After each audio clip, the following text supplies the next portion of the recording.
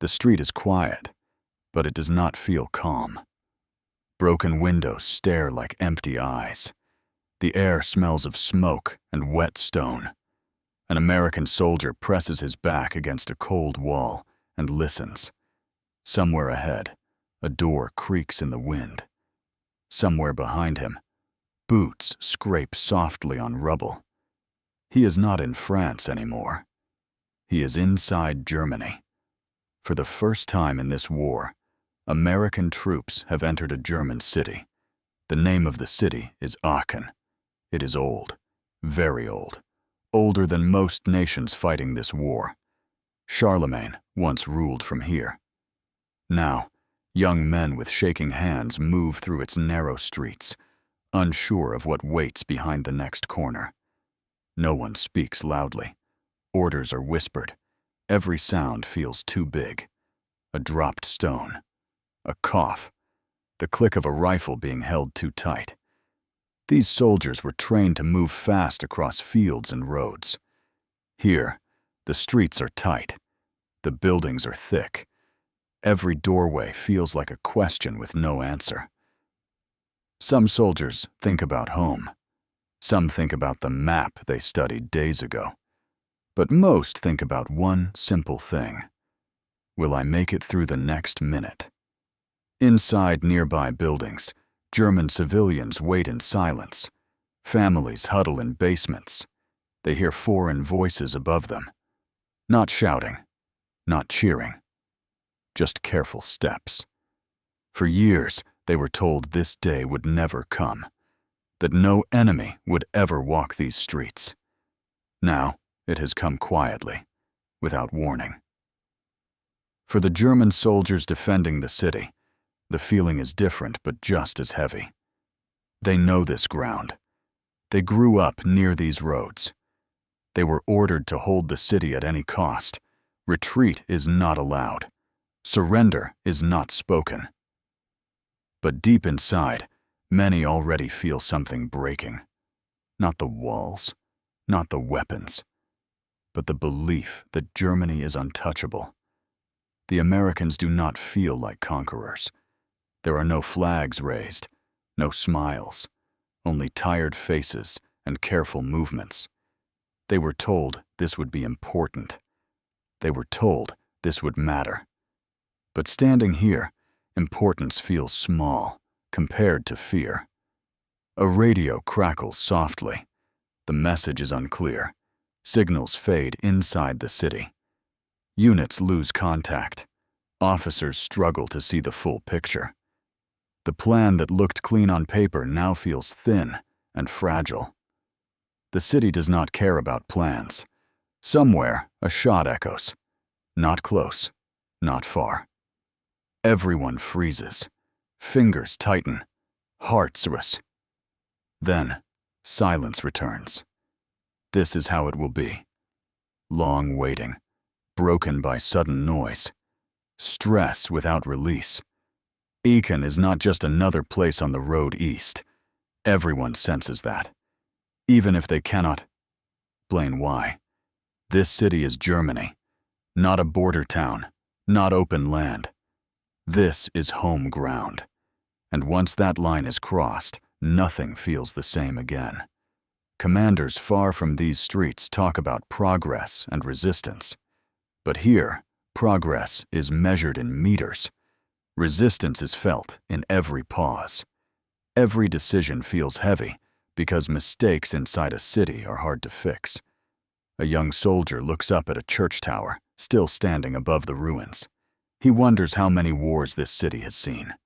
He wonders if it will remember him. He wonders if history will notice this moment, or if it will be lost like dust in the air. The people of Aachen wait. The soldiers of both sides wait.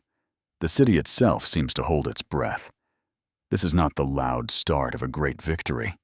This is the quiet beginning of something harder, something slower, something that will test everyone involved.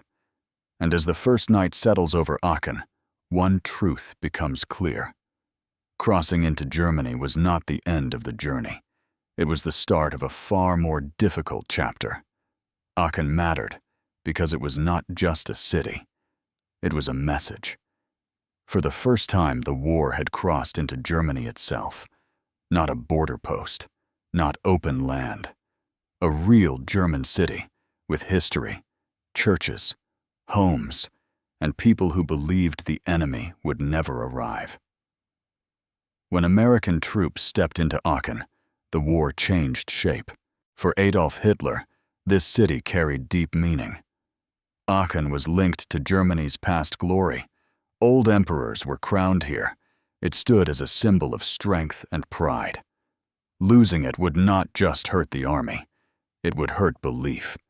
And belief was something the German war effort could not afford to lose. Hitler ordered the city to be held at all costs. There would be no retreat, no surrender. The message was clear. Aachen must not fall.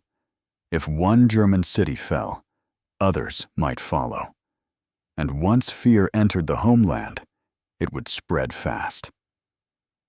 For the American side, Aachen was more than a dot on the map. The Allies needed a clear path deeper into Germany. They needed roads, supply routes, and strong positions before winter arrived. Time was already slipping away. Every delay meant cold weather, tired troops, and growing risk. Capturing Aachen would open doors. It would test whether American forces were ready to fight inside German cities. It would show if their tactics worked in tight streets and heavy buildings. Success here would shape every battle that followed. But there was another reason it mattered: morale. American soldiers had moved fast since landing in Europe. Victory after victory built confidence. Some believed the enemy was already breaking. Aachen would test that belief. Inside a city, speed means less. Firepower means less. What matters is patience, nerve, and discipline. For German soldiers, Aachen was a line drawn in stone. Many knew the war was turning against them. Supplies were low. Air power ruled the skies. But inside Germany, they felt pressure to stand firm. This was home. Falling back meant giving up their own streets. Civilians felt this weight too. For years, they were told the war would stay far away, that Germany was strong, that the enemy would never step inside. Now those promises were fading. The sound of fighting was no longer on the radio. It was outside the door. Aachen also mattered to leaders watching from afar. Allied commanders wanted proof. Proof that their armies could break German defenses on German soil. Proof that the long road toward the heart of the Reich had truly begun. German leaders feared the opposite. They feared that losing Aachen would crack the image of control. Once the first city fell, the idea of safety would fall with it. Soldiers would wonder. Civilians would doubt. And doubt was dangerous. This battle was not about quick victory. It was about endurance, about who could hold on longer under pressure, about who would bend first when the ground itself felt hostile. Aachen was also a warning. Cities turn war into something personal. Fields allow movement. Cities force contact. Walls hide fear. Basements hold families. Every step forward carries weight beyond tactics. Both sides knew this battle would not be easy, but neither side fully understood how hard it would be. Plans were made. Lines were drawn. Confidence was spoken out loud. Yet beneath the words, something else was growing. Uncertainty. The Americans were stepping into unknown ground. The Germans were defending a promise they might not be able to keep, and the city stood between them, silent and waiting. What happened in Aachen would echo forward. It would shape how cities were fought, how orders were given, how leaders judged risk, and how soldiers understood the cost of moving one street at a time. This was why Aachen mattered, not because of size, not because of numbers, but because it was the first crack in a wall that had stood for years. And once a wall cracks, it never truly feels solid again.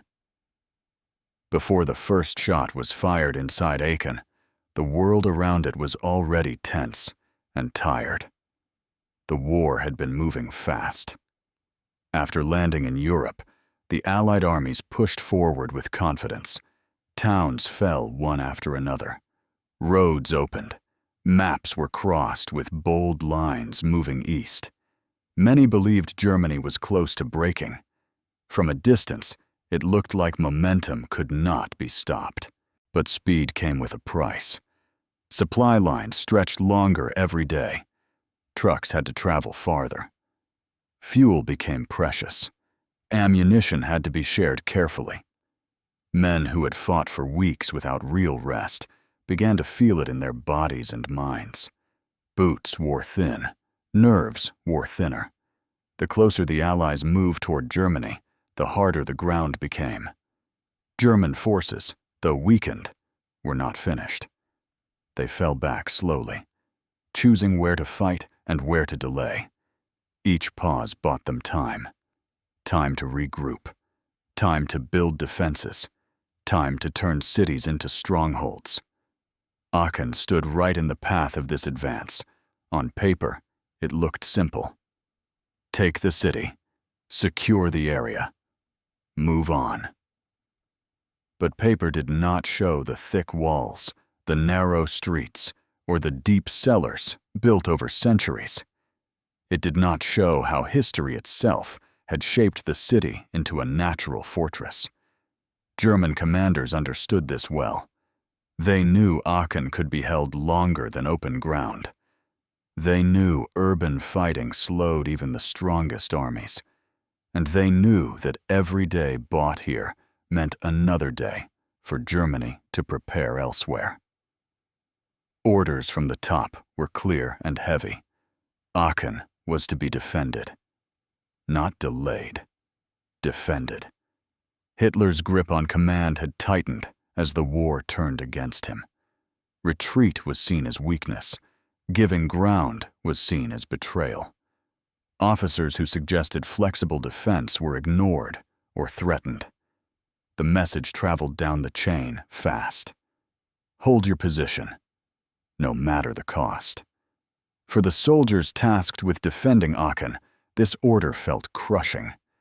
Many were young. Some were old. Many had already survived too much. They lacked supplies. They lacked air cover. But they were expected to stand firm against an enemy with growing strength. Fear did not mean refusal. It meant silence. Men followed orders because there was little else to do. Inside the city, civilians lived between hope and denial. Some believed the fighting would pass around Aachen. Others packed what they could and moved into basements. Radios spoke of strength and victory, but the sound of distant guns told a different story. Children were told to stay quiet. Lights were kept low. People learned to measure time by shelling and silence.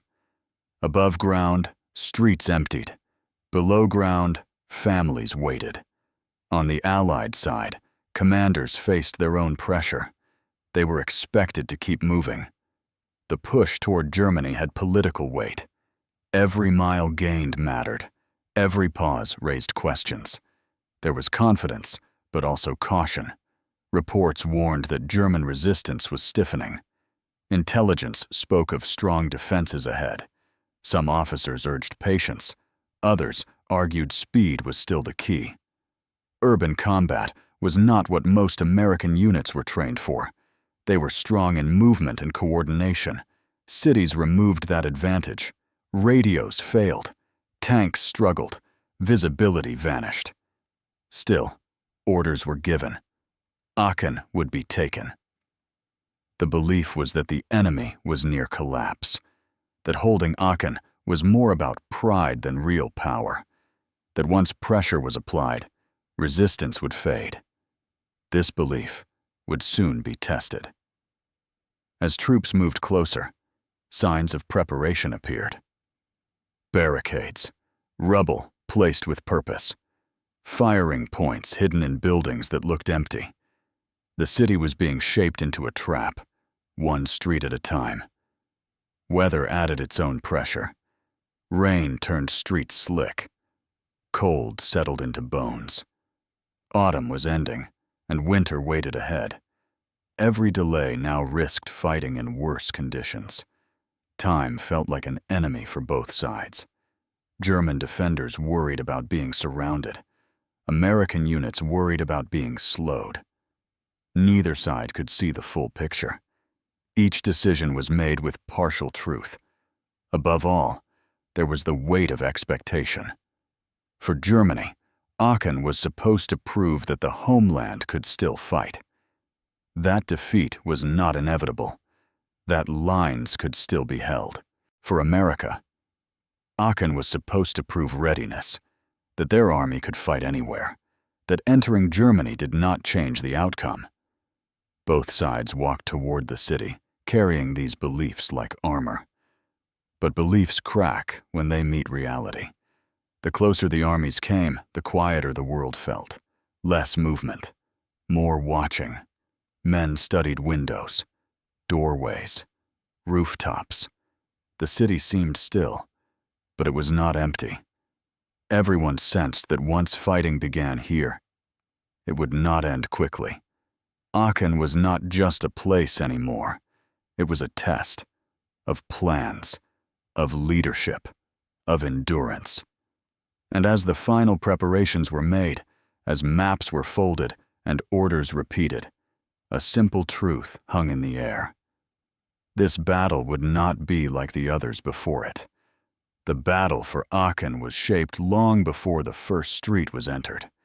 It was shaped inside minds, inside offices, inside quiet rooms, where decisions were made far away from the sound of gunfire.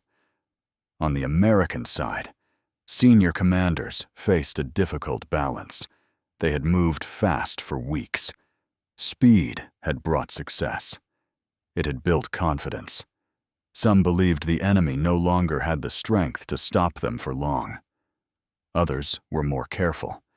They had seen how quickly things could change. Orders came down with pressure behind them. Keep moving. Do not lose momentum. Reach Germany and push through it. Aachen stood in the way, and it could not be ignored. Going around it risked leaving strong enemy forces behind. Taking it meant slowing down. Commanders studied maps filled with lines and arrows. From above, the city looked manageable. Streets formed patterns. Objectives could be marked. Units could be assigned. But maps could not show fear. They could not show confusion. They could not show what happens when a radio fails or when a building hides more danger than expected. Some American officers worried about fighting inside a city for the first time on this scale. Urban combat stripped away many advantages. Tanks could not move freely. Long-range firepower mattered less. Small groups of defenders could slow entire units. Still, the decision was made. Aachen would be taken directly. For German commanders, the pressure was heavier and darker. Many of them knew the larger truth. Germany was losing ground on every front. Supplies were low. Air power was weak. The enemy had numbers and resources that could not be matched. But knowledge did not mean freedom. Hitler's control over the war had become tight and unforgiving. Orders came from the top with no room for debate. Aachen was to be held. Retreat was forbidden. Any commander who suggested pulling back risked punishment. Loyalty mattered more than logic. This created fear of a different kind. Not just fear of the enemy, but fear of one's own leaders. German officers in Aachen understood the danger of their position. They knew the city could be surrounded. They knew relief might never come. But they also knew disobedience was not an option. The order was clear. Hold the city, no matter what. Some believed they could do it. Thick walls, narrow streets, prepared positions. The city could bleed the attacker. Time could be bought, maybe enough to change something elsewhere. Others were less hopeful. They saw tired soldiers, limited ammunition, little air support. But hope was not required. Obedience was. At lower levels, the pressure felt more personal. American company commanders worried about their men. Many had already lost friends. They knew that cities turned leaders into judges of risk. One wrong order could cost lives. Hesitation could do the same. German officers felt torn between duty and survival. They watched civilians suffer. They listened to propaganda that promised victory, while reality showed collapse. Still, they prepared defenses and followed orders. Both sides carried pride into Aachen. American pride came from success and belief in training. German pride came from history and the idea of defending home ground. Pride can strengthen resolve, but it can also blind judgment. Psychology mattered more than weapons here. American leaders believed coordination and discipline would overcome resistance. German leaders believed determination and position would slow the enemy enough to matter. Both beliefs contained truth. Both contained danger.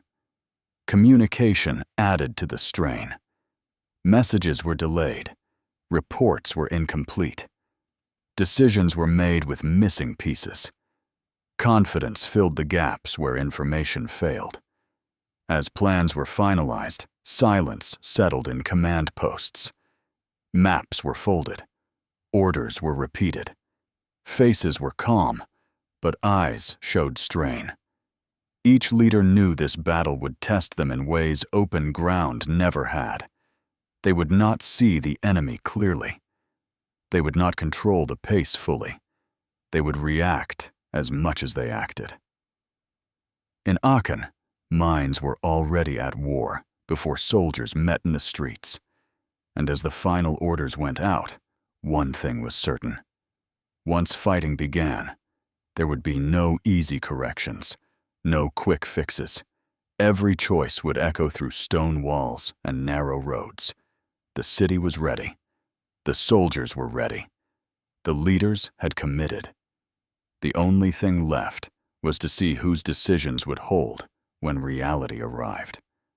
The first moves into Aachen did not feel like the start of a great battle. There was no single moment that announced it. No clear line crossed with sound and fury. Instead, the fighting began in pieces, scattered across the edges of the city, as if Aachen itself was testing those who dared to enter. American units approached slowly. Streets that looked empty were treated as dangerous. Windows were watched. Doorways were avoided. Every step forward felt heavier than the last. Soldiers were alert, but also unsure. This kind of fighting was new to many of them. At first, resistance seemed light. A few shots, a quick exchange, then silence again. Some believed the city might fall faster than expected. That belief did not last long. As units pushed deeper, the city came alive in a way no map could show. Fire came from unexpected angles. Sounds echoed and twisted between buildings. It became hard to tell where danger was coming from. A street that felt safe one minute could turn threatening the next. Communication began to break down almost immediately. Radios struggled inside thick stone walls. Messages were delayed or misunderstood. Officers had to make choices with limited knowledge, often relying on instinct rather than clear orders. German defenders did not fight in large, visible groups. They fought in small pockets. They waited. They watched. They used the city's shape to their advantage. Streets funneled movement. Buildings blocked sight. Every corner slowed the advance. For American soldiers, this was deeply unsettling. In open land, they could see danger coming. Here, danger was hidden. Silence itself became a threat. Men listened harder than they had ever listened before. Every pause felt tense. Every movement felt exposed. Civilians were everywhere and nowhere at the same time. Sometimes a door opened suddenly, and a frightened face appeared. Sometimes basements stayed sealed, filled with families holding their breath. Soldiers had to move forward without knowing who was watching. Fear grew slowly but steadily. German soldiers inside the city felt pressure from all sides. They were defending familiar ground, but it no longer felt safe. Buildings that once meant shelter now shook and cracked. Streets they knew well became confusing in the chaos. They fought because they were ordered to, and because retreat felt impossible. Some German units waited too long to move, hoping orders would change. Others acted on their own, shifting positions to survive. Coordination was difficult. Messages from higher command were often unrealistic. Hold this street. Hold that block. But the situation changed hour by hour. As fighting spread, time began to lose meaning. Day and night blurred. Smoke hung in the air. Sleep came in short, uneasy moments. Soldiers woke suddenly, unsure of where they were or what they had missed. American commanders tried to push forward methodically, one street at a time, one building at a time. But progress was slow. Each advance required planning. Each pause risked giving defenders time to regroup. The city punished impatience. Tanks, powerful in open terrain, struggled here. Streets were narrow. Rubble blocked paths. Crews felt vulnerable without clear sight lines. Infantry and armor had to work closer than ever before, relying on trust built under stress. Mistakes happened quickly. A wrong turn, a misunderstood signal, a delayed order. In a city, small errors spread fast. Fixing them took time and cost energy. German defenders used this to their advantage. They focused on delay rather than victory.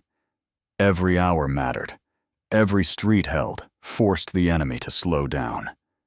The goal was not to defeat the Americans outright, but to make the battle painful and costly. For American soldiers, the emotional weight grew heavier each day.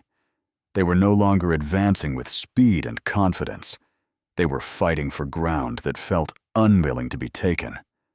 Morale held, but strain showed on faces and in voices. Some soldiers grew quieter. Others became tense and short-tempered. Fear did not always show as panic. Sometimes it showed as silence. German soldiers faced a different fear. They worried about being cut off, about supplies running out, about what would happen if orders to retreat never came. They listened to distant fighting and wondered how much longer they could hold. Inside command posts, both sides struggled to understand the full picture. Reports conflicted. Progress was uneven. What looked like success in one area was offset by resistance elsewhere. Leaders adjusted plans again and again. The city refused to behave as expected. As days passed, Aachen became less a place and more a state of mind, a maze of pressure and waiting, a test of endurance rather than speed.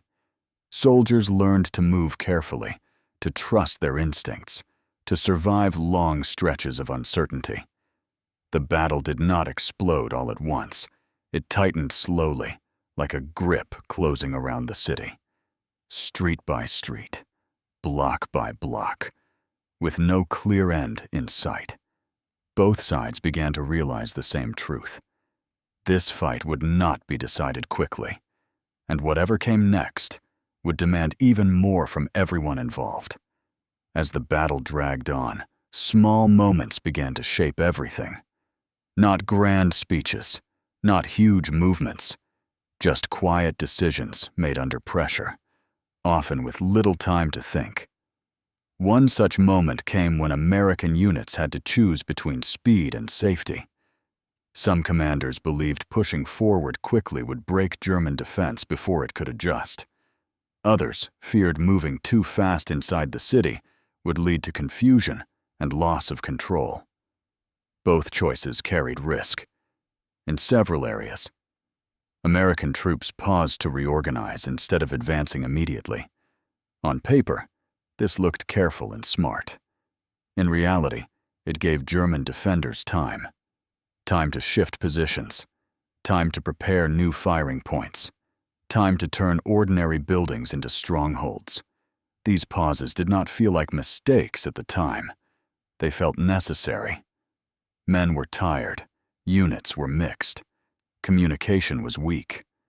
Pushing forward blindly could have been worse. Yet every delay changed the balance in small ways. German commanders, trapped by strict orders, also faced hard choices. Some followed instructions exactly, holding positions even when it no longer made sense. Others quietly adjusted, pulling back a few meters, moving through alleys and back streets to avoid being cut off. These quiet moves often saved lives, but they also weakened the overall defense. The lack of clear permission to retreat created confusion. Some units held too long and became isolated.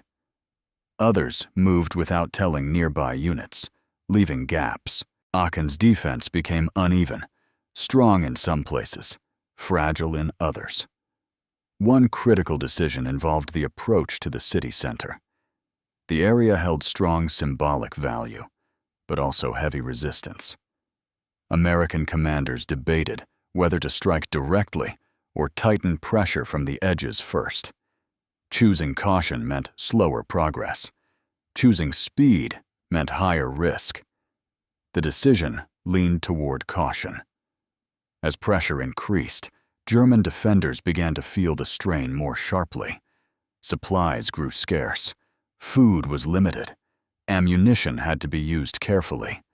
Reinforcements were promised, but often did not arrive.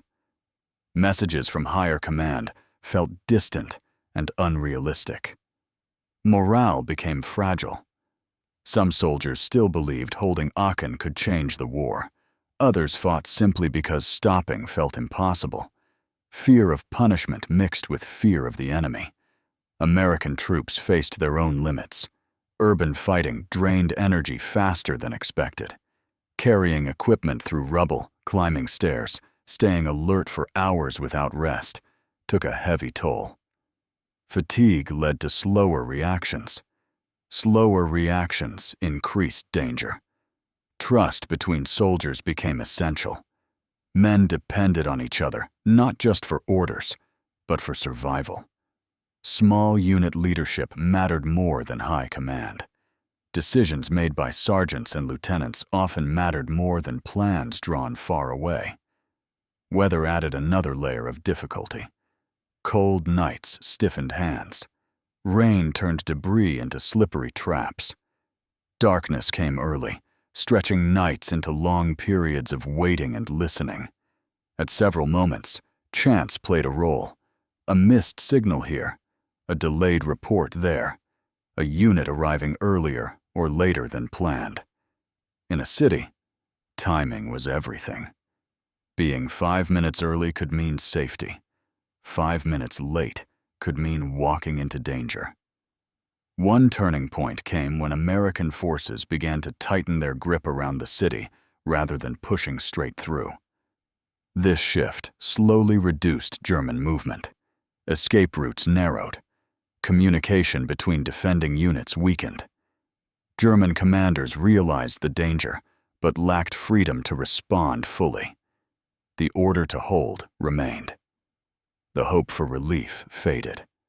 Civilians suffered quietly during this phase. Food ran low. Water was hard to find. Families moved deeper underground. Some wondered if staying had been a mistake. Others had nowhere else to go. As days passed, the mood on both sides changed. Confidence turned into endurance. Plans turned into reactions. Victory no longer felt dramatic. It felt distant and exhausting. The battle's direction was not decided by one great attack. It was shaped by many small choices, each adding pressure, each closing options, each narrowing the future. Aachen was being worn down, not struck down. And as the balance slowly shifted, both sides began to understand that the end, whenever it came, would not feel triumphant. It would feel heavy.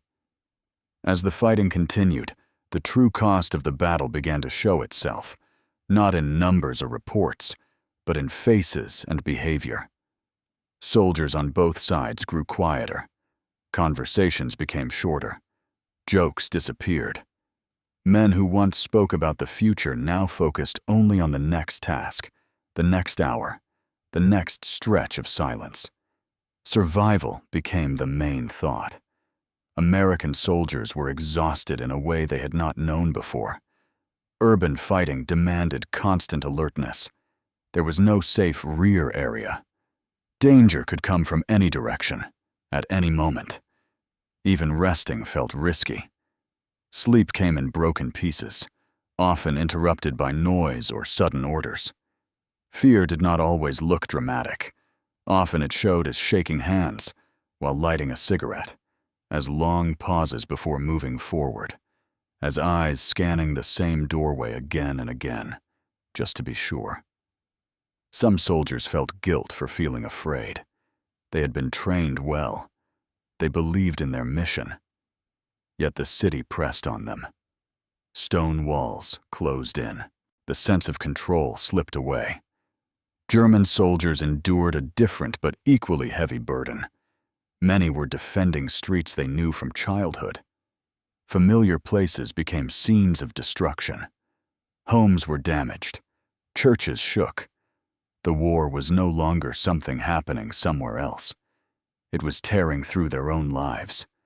They fought with limited resources. Ammunition had to be saved. Food was scarce. Messages from command often promised help that never came. Some soldiers began to realize they were being asked to hold the impossible. Still, they stayed. Fear of punishment mixed with fear of death. Retreat was forbidden. Surrender was unthinkable. Many felt trapped by forces they could not control. Their loyalty was tested not by belief, but by pressure. Civilians suffered in silence beneath the fighting. Families stayed underground for days. Air was stale. Water was limited. Children cried softly, taught to stay quiet.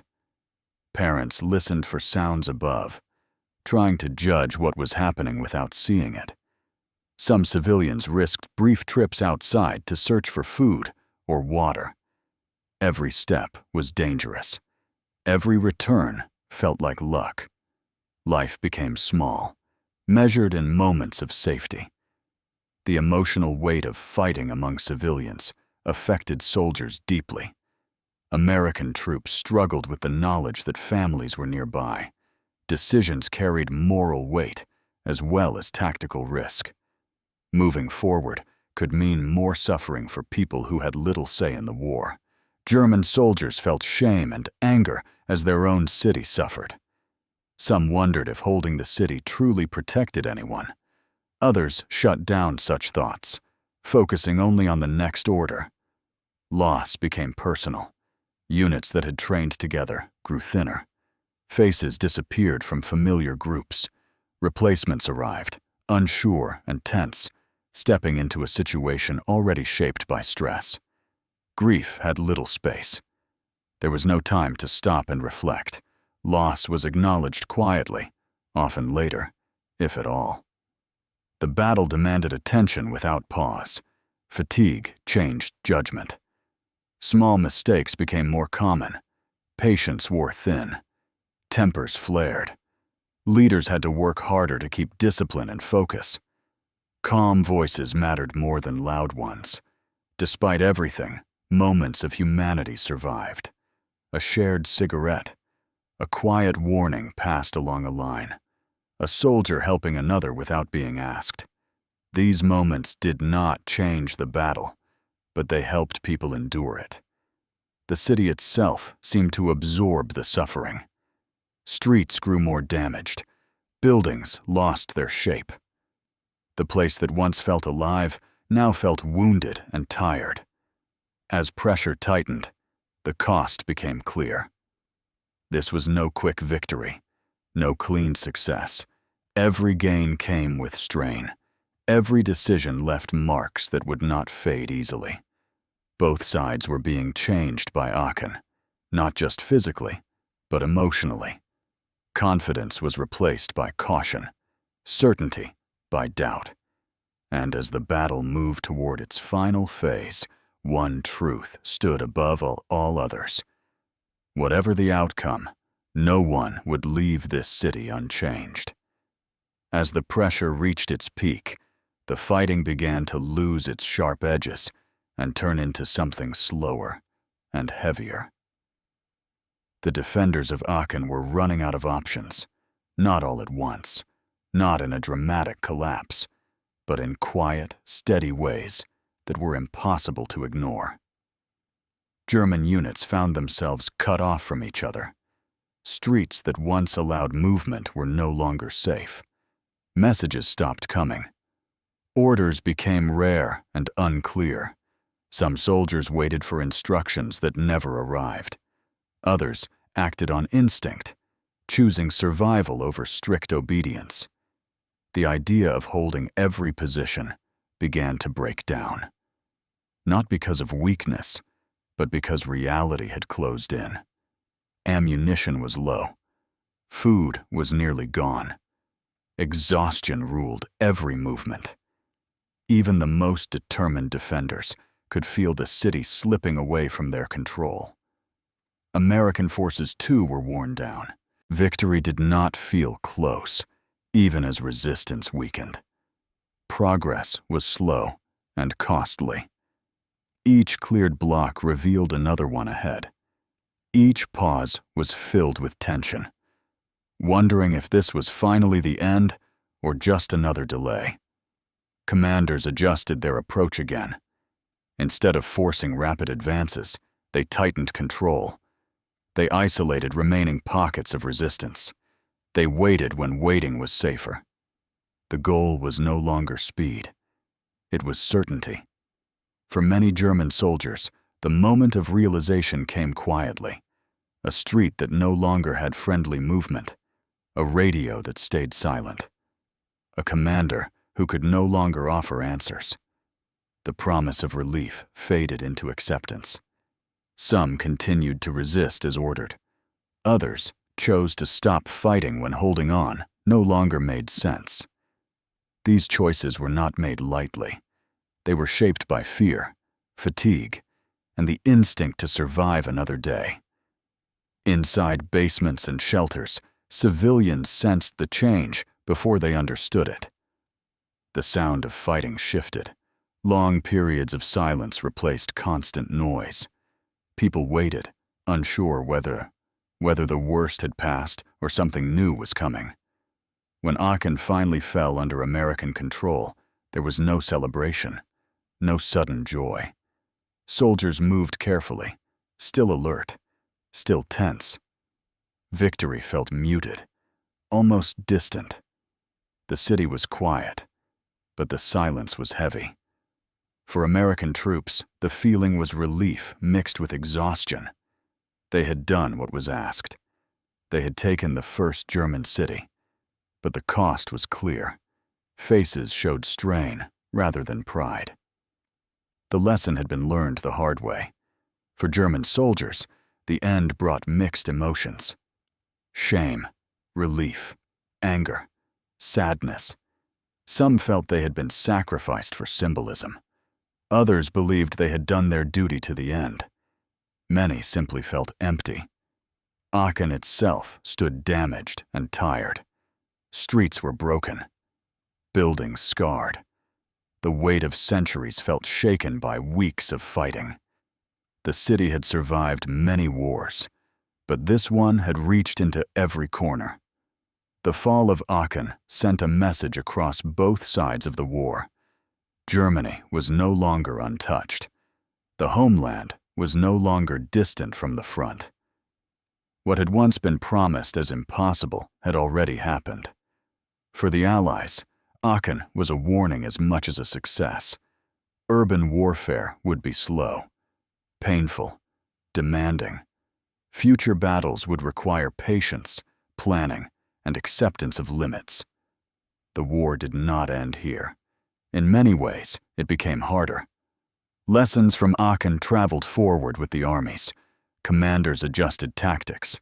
Soldiers carried memories. Confidence was replaced with realism. The road ahead was still long, but now it was understood more clearly. In the end, Aachen was not remembered for a single dramatic moment. It was remembered for endurance, for pressure, for the quiet way a city changed the direction of a war. It showed that crossing into Germany was possible, but it also showed the cost of doing so. And it reminded everyone involved that war is not decided only by strength or speed, but by how long people can endure when the ground itself resists them. If you want to continue exploring how battles like this shaped the final months of the war, subscribe to the channel.